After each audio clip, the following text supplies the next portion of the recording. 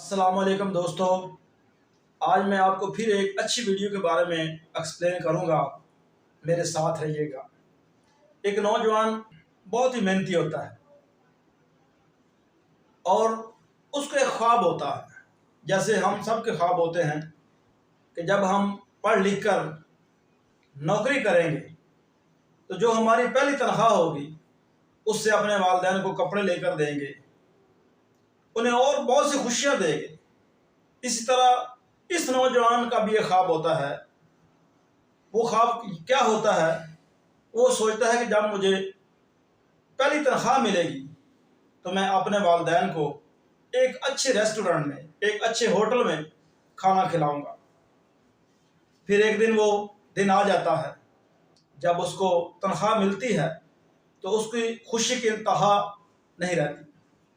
وہ اسی وقت اپنے والدین کو تیار کرتا ہے اور انہیں کہتا ہے کہ آج میں بہت خوش ہوں، آج میں آپ کو ایک اچھے ہوٹل میں کھانا کھلاؤں گا۔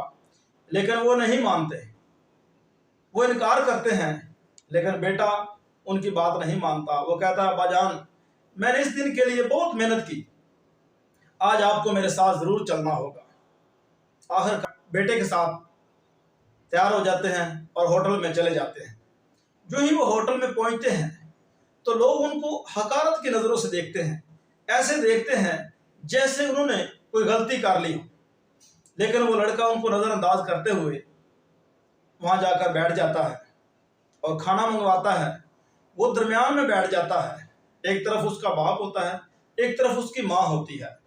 باپ اس کا بیمار ہوتا ہے، ریشے کا اس کو مسئلہ ہوتا ہے جس کی وجہ سے اس کا سانس پھول جاتا ہے، اور ماں جو ہوتی ہے وہ کافی ضعیف ہوتی ہے، اور ضعیف ہونے کی وجہ سے اس کی آنکھوں کی بینائی جو ہے وہ ختم ہو جاتی ہے۔